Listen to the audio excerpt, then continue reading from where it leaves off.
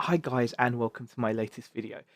It's been quite a while since I've updated this channel with videos, but as you saw from my very recent Razer Kraken Chroma video, which I'm wearing and using right now, I am intending to really give this channel a shot in the arm and get it back up to at least the popularity that it once did have, and I was really proud of, and I still am, to be honest.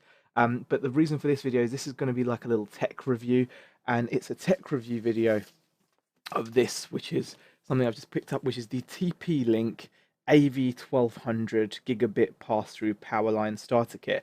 Quite a long title, but this is a quite useful device, and I'm hoping it's going to give me some really good results. Now, like a lot of people, I've had to move my PC setup, my gaming setup, my streaming setup, work setup, upstairs into like the little box room of the house, and that means that the router is downstairs by the TV and the games consoles.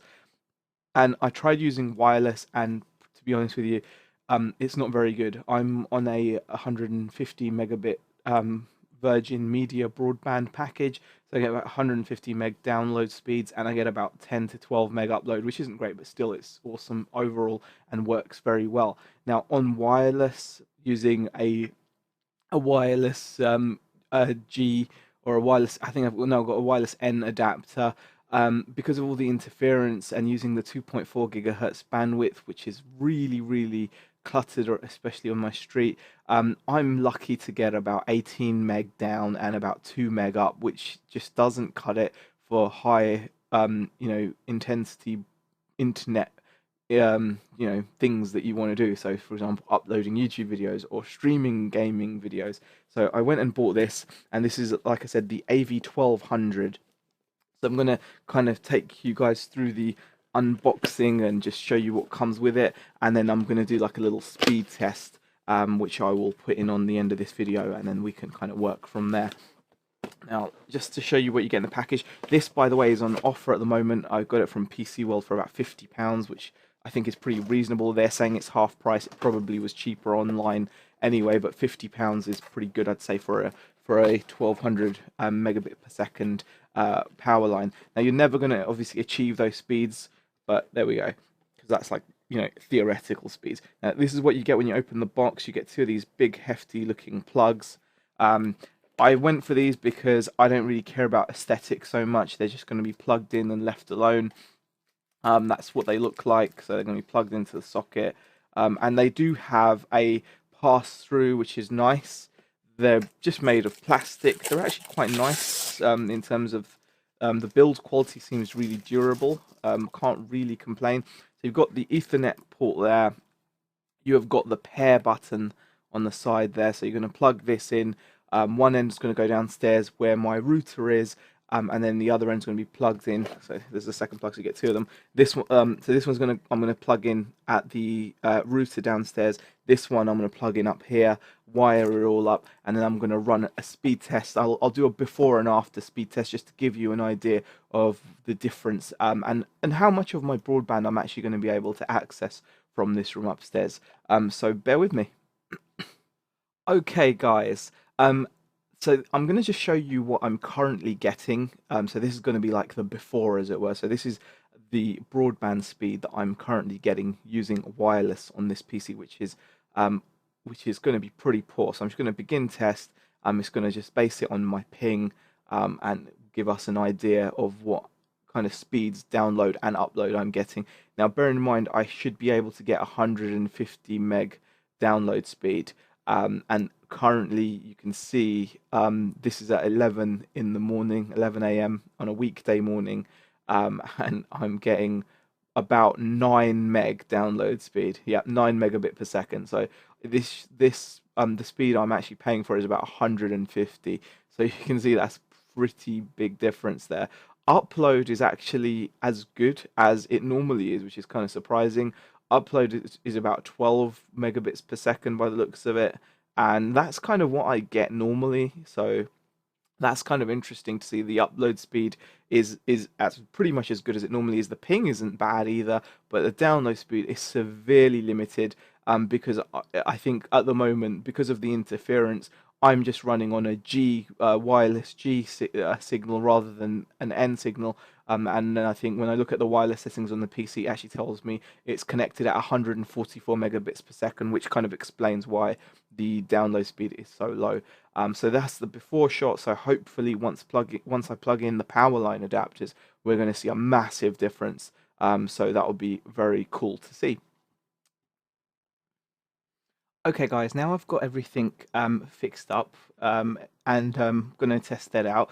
In case you were wondering, this is the actual wireless card that I was using. So it was another TP-Link product. This is the 300 megabit per second PCIe Express Wireless N card.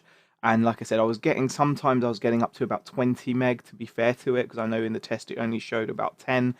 Sometimes I was getting around 20, so which is still terrible though compared to the fact that if I use a hardwired connection, I can normally achieve 150 to 160 megabits per second. And I've tested that with speed test myself, so I know with a hardwired Ethernet, 150, 160 is what I can achieve. I'm not expecting to achieve exactly that much using the power line, but I'm hoping to see some kind of an improvement. So what I'm going to do is just load up speed test again for you guys, and then we can just switch to this monitor view.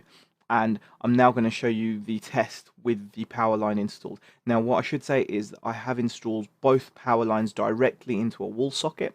They always recommend you shouldn't plug them into like a 4 or 5 like gang protector, like 4 or 5 way extension plug or anything. You shouldn't do that. You should try to plug it directly into the wall, and that's exactly what I have done on both ends, by the router and upstairs here by the PC. So I'm hoping for a really good test compared to what I was getting. So I said best case scenario was about 20 wireless. I know the test I showed about 10, so hopefully it'll be better than that.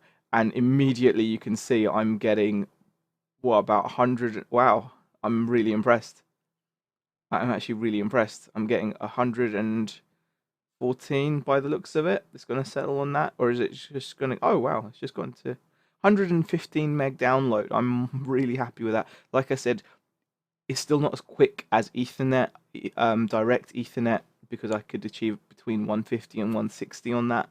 But still, it's not a massive loss. And upload speed, as before, it's about 12, which is standard. So I've not lost any upload speed, which is fantastic for when I'm uploading YouTube videos, and obviously when I want to stream games. So overall, I've got to say this thing is worth picking up. You don't necessarily need. I mean, this was £50. You can get cheaper Powerline adapters, and the Powerline adapter you buy really does depend on your speed. I've got the fastest broadband you can get from my provider, Virgin Media, which is like 150, and it's actually going to go up to 200 soon, which is going to then cause me another headache, because when it goes up to 200, I'm going to be missing out on a fair bit of bandwidth performance there. But it's whether I notice it or not. So I had to go for a 1200 rated. So you'll see whenever you buy a power line. Sorry to keep on bringing the box up, but you can see it states there that it's an AV1200. When you're out looking for a Powerline adapter, you'll see AV200, which is the slowest, AV500, which tends to be the one that most people recommend. Virgin Media themselves recommend an AV500, but I would probably lose a lot of that download speed there. But then again, most of Virgin Media's customers probably aren't on the fastest package, or maybe are in areas where you can't receive that. I'm lucky that I'm obviously around the southeast in London, so I've got really good broadband speeds. Not everywhere can get these speeds anyway, even if they wanted them. So bear that in mind. What is your broadband speed? If your broadband is like 50 meg or something, an AV500 would probably be fine. But if you've got 100 plus, then you're going to want to get a 1200 rated, like an AV1200 Powerline plug. Overall, very happy with it. I'm going to benefit also from a more stable connection than wireless as well, so that always makes me happy, especially when you're playing games. So I would definitely give this product a thumbs up, and I would recommend it over a Wi-Fi connection in most days of the week, to be honest with you. So I'm really happy with that. I hope you guys found this video review useful a little bit at least. If you did, give it a thumbs up. If you didn't, give it a thumbs down, and I'd love to hear your comments and suggestions. Please leave them in the comment section, and I look forward to seeing you guys in my next video. Thank you for watching.